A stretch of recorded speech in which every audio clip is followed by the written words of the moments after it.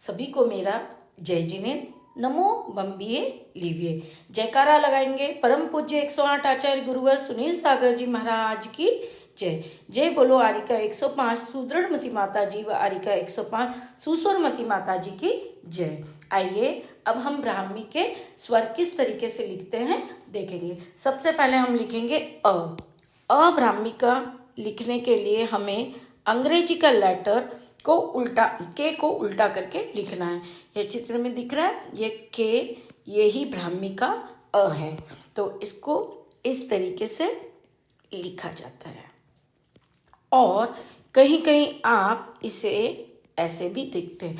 दरअसल देवनागरी का अ इसी का ब्राह्मी का ही परिवर्तन है। धीरे धीरे ये इस तरीके से लिखा जाने लगा है। जैसे हम यहाँ दिख रहे हैं ना, यहाँ ये, फिर ये और फिर ये, तो ये इसी में से परिवर्तनों के यह अ बना है।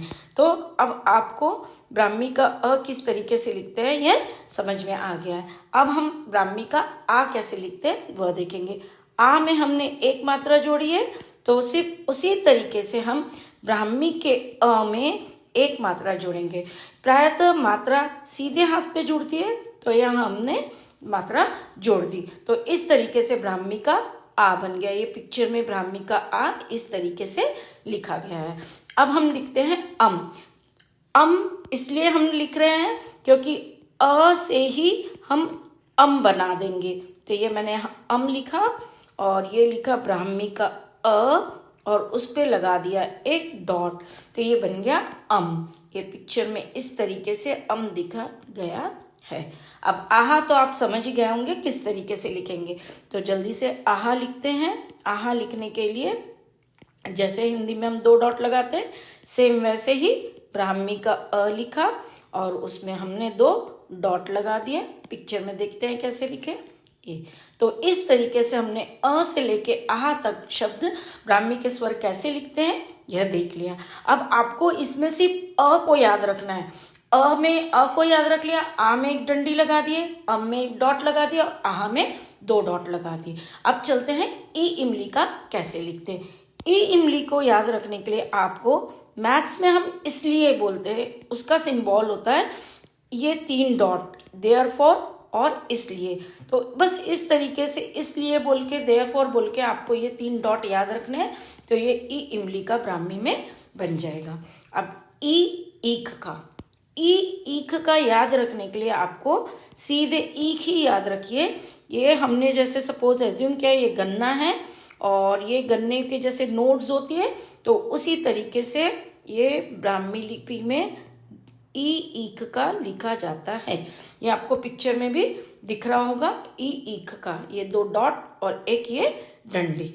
तो इस तरीके से ईख का लिखा जाता है। अब हम लिखते हैं ऊ उल्लू का आप या तो मैथ्स का सिंबल, ये एंगल का सिंबल होता है मैथ्स में, आप उससे भी याद रख सकते हैं, या आप ये अज्यूम कर सकते हैं कि ये हमारा पेड़ है और पेड़ पे ऊंचे में एक उल्लू बैठा है। तो आप इस तरीके से ये पेड़ को याद रख के भी ऊ उल्लू का याद रख सकते हैं। अब ऊ बड़ा वाला, ये बड़ा ऊ करने के लिए कुछ नहीं करना है आपको, वही एंगल लिखना है और उसमें एक मात्रा लगा देना है। अब आता है एडी का। एडी को लिखने के लिए ये एडी का लिखा। आप ये मैथ्स का एक सिंबल होता है ट्रायंगल का, उसको याद रख लीजिए, ठीक है। अब एनक का तो एक मात्रा और जुड़ गई, तो बस आपको मात्रा जोड़नी है, पर यहाँ पे मात्रा हमने उल्टे हाथ पे जोड़ी है, ये एनक का बन गया, ठीक है। और ये पिक्चर में भी आप देख सकते हैं एनक का, ठीक। अब हम लिखते हैं ओ में हमको सिंबल जेड, अंग्रेजी का जेड लेटर होता है आखिरी अल्फाबेट, उससे याद रखना है। तो हमने लिख दिया ये ब्राह्मी का ओ। और अब हम लिखते हैं हमारा आखिरी स्वर औ लिखने के लिए अब इसमें ओ में एक मात्रा और जुड़ी हुई है, तो औ बन गया।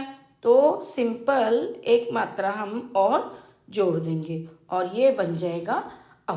तो इस तरीके से हमने ब्राह्मी के अ से लेके औ तक के स्वर किस तरीके से लिखे जाते हैं यह देखेंगे। तो मिलते हैं अगले वीडियो में, क वर्ग के व्यंजन कैसे लिखते हैं वह देखेंगे। थैंक्स फॉर वॉचिंग रिलीजियस यात्री। जय जिनेंद्र।